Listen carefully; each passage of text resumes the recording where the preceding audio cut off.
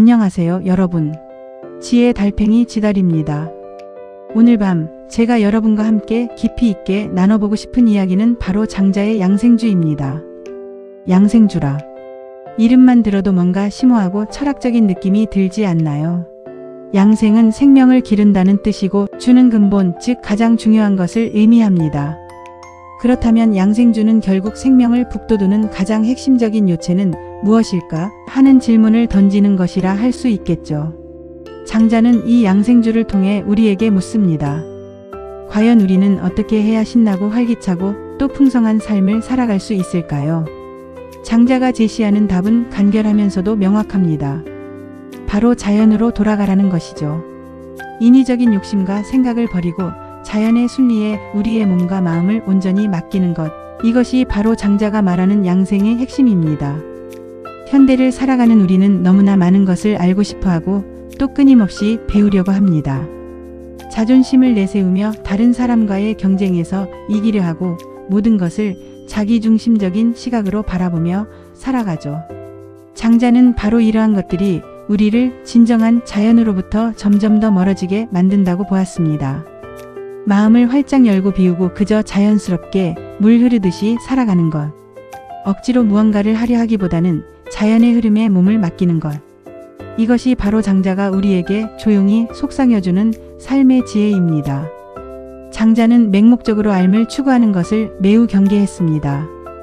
왜냐하면 분별하고 분석하는 지식은 오히려 우리의 눈을 가리고 세상을 있는 그대로 있는 본질 그대로 보지 못하게 만들 수 있다고 생각했기 때문입니다. 양생주 편에는 아주 흥미로운 이야기가 하나 등장합니다. 바로 그 유명한 포정애우 백정이 소를 잡는 이야기입니다. 숙련된 백정은 칼날을 소의 뼈와 뼈 사이 그 미세한 틈새로 아주 능숙하게 움직입니다. 그는 억지로 힘을 쓰지 않고 마치 춤을 추듯 자연스럽게 소를 잡는 것이죠. 이 이야기는 마치 우리가 복잡하고 혼란스러운 세상 속에서 어떻게 살아가야 하는지에 대한 비유와 같습니다.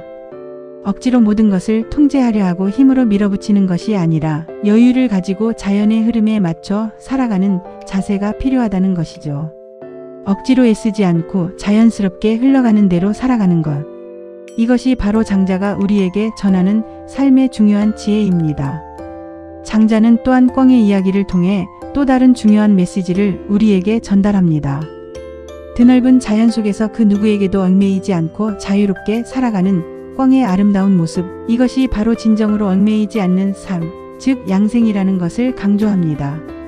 만약 꿩이 새장 속에 갇혀 아무리 풍족하게 먹고 살 수 있다 하더라도 그것은 진정한 행복이라고 할 수 있을까요?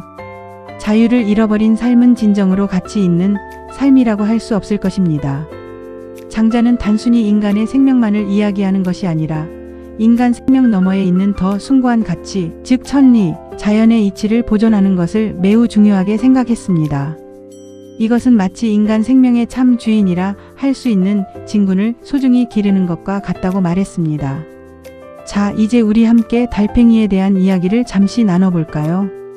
장자에는 와각지쟁이라는 유명한 고사가 등장합니다.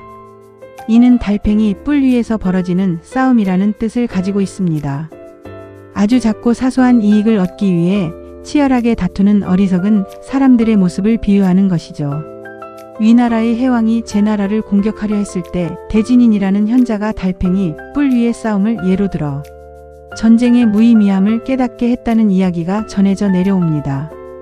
달팽이의 두 뿔 위에 각각 나라가 있어서 서로 자신의 땅을 넓히기 위해 치열하게 싸움을 벌인다는 우화는 인간 세상의 덧없음과 하찮은 다툼을 극명하게 보여줍니다.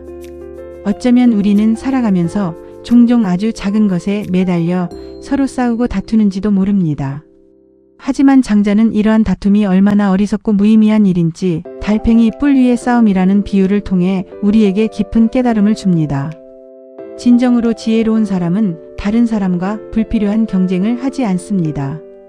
그는 자신만의 내면의 목소리에 귀 기울이며 자신과 조화를 이루며 살아갑니다. 불필요한 스트레스와 갈등을 최대한 피하고 자신의 내면의 평화를 추구하는 것이야말로 진정으로 지혜로운 삶의 방식입니다. 장자는 소유를 통해 우리가 추구해야 할 이상적인 삶의 모습을 제시합니다. 그 어떤 것에도 거리낌 없이 자유롭고 유유자적하게 세상을 살아가는 것이죠. 작은 지혜, 좁은 시야에 갇히지 않고 더 크고 넓은 지혜를 통해 세상을 자유롭게 바라보는 것입니다. 재물론에서는 세상 모든 것은 평등하다는 심오한 사상을 이야기합니다. 옳고 그름, 선과 악 등의 이분법적인 분별을 넘어 세상 모든 것을 평등한 시각으로 바라보는 관점을 제시하는 것이죠. 무의는 억지로 인위적인 노력을 기울이는 것을 버리고 자연의 순리대로 살아가는 삶을 의미합니다. 과도한 욕심을 버리고 자연스럽게 흘러가는 대로 살아가는 것이 장자 철학의 가장 중요한 가치 중 하나입니다. 장자는 세상 모든 것을 상대적인 관점에서 바라보았습니다. 자신의 좁은 관점을 절대적인 기준으로 삼지 않고 다른 사람의 다양한 관점을 존중하는 열린 태도를 강조했습니다. 오늘 밤 장자의 양생주 이야기를 통해 우리는 삶의 지혜를 배우고 자연과 조화를 이루며 살아가는 방법을 함께 고민해 보았습니다.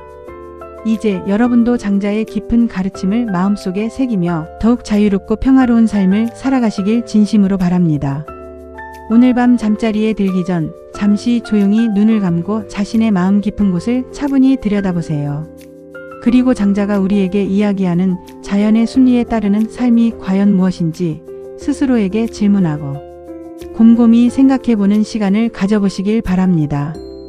분명 여러분의 삶에 작지만 의미 있는 긍정적인 변화가 찾아올 것이라고 저는 믿습니다.